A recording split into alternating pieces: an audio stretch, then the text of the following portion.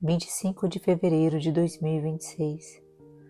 Evangelho segundo São Lucas, capítulo 11, versículo 29 a 32. Naquele tempo, quando as multidões se reuniram em grande quantidade, Jesus começou a dizer: Esta geração é uma geração má. Ela busca um sinal, mas nenhum sinal lhe será dado, a não ser o sinal de Jonas. Com efeito, assim como Jonas foi um sinal para os ninivistas, assim também será o Filho do Homem para esta geração. No dia do julgamento, a rainha do sul se levantará juntamente com os homens desta geração e os condenará, porque ela veio de uma terra distante para ouvir a sabedoria de Salomão. E aqui está quem é maior do que Salomão.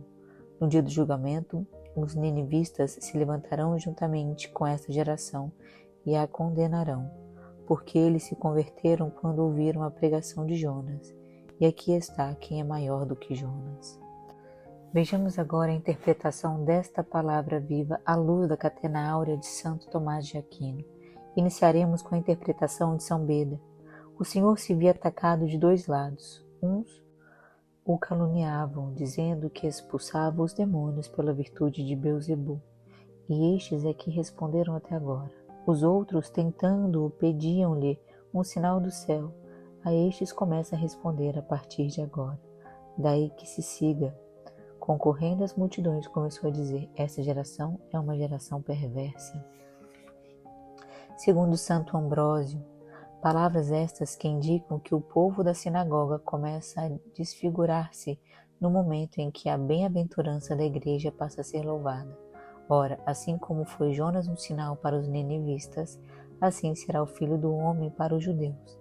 Daí que siga, pede um sinal, mas não lhe será dado outro sinal, senão o sinal do profeta Jonas. Segundo São Basílio, um sinal é qualquer coisa posta descoberta que contenha em si a manifestação de alguma outra coisa oculta. O sinal de Jonas, por exemplo, representa a descida de Cristo aos infernos, sua ascensão e ressurreição dos mortos, daí que se esteja acrescentado, porque assim como Jonas foi um sinal para os ninivistas, assim o Filho do Homem será um sinal para esta geração. Segundo São Beda, Nosso Senhor lhes concede um sinal não dos céus, que eram indignos de ver, mas do fundo do inferno, o sinal da encarnação, e não de sua divindade, o sinal da paixão, e não da sua glorificação. Segundo Santo Ambrósio, a figura de Jonas, do mesmo modo como é um sinal da paixão do Senhor, é também um testemunho dos graves pecados que cometeram os judeus. Nele podemos notar tanto a profecia da divina majestade e o juízo da divina piedade, pois o exemplo dos ninivistas tanto nos pressagia a pena quanto nos indica o seu remédio. Daí que nem mesmo os judeus devam desesperar o perdão, desde que queiram fazer penitência.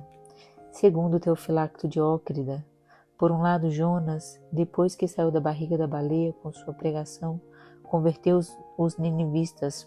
Por outro, quando Cristo ressuscitou dos mortos, não creu nele a geração dos judeus, e que foi a causa de sua condenação precoce. Desta condenação o Senhor dá dois exemplos, dizendo: a rainha do sul levantar-se-á no dia do juízo contra os homens dessa geração e condená-los-á. Segundo São Cirilo, não disse simplesmente eu sou maior do que Salomão, ensinando-nos assim a nos humilharmos, ainda que sejamos férteis em graças espirituais. É como se dissesse: veio com pressa uma mulher bárbara para ouvir Salomão e percorreu logo caminho para aprender a ciência das criaturas visíveis e os poderes das plantas. Já vós que assistes e ouves a própria sabedoria, ensinando-vos coisas invisíveis e celestes, e dando prova de suas palavras com prodígios e obras, vos revoltais contra sua palavra e passais insensíveis aos seus milagres. Segundo São Beda, se a rainha do sul, de cujo lugar entre os eleitos não há dúvida, se levantará no juízo junto com os reprovados, está manifesto que para todos os mortais, bons e maus, haverá uma só ressurreição, e não se dará, conforme as fábulas dos judeus, 1000 anos antes do juízo, mas no próprio tempo do juízo. Segundo São Gregório, Assim como a rainha do sul era a rainha dos etíopes e vinha em um reino distante, do mesmo modo a igreja dos gentios, no princípio era negra e afastada do conhecimento do verdadeiro Deus.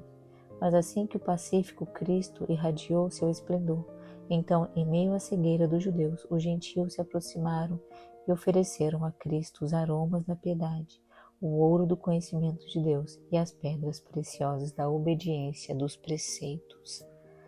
Que essas palavras do Santo Evangelho perdoem os nossos pecados e ecoem em nossos corações.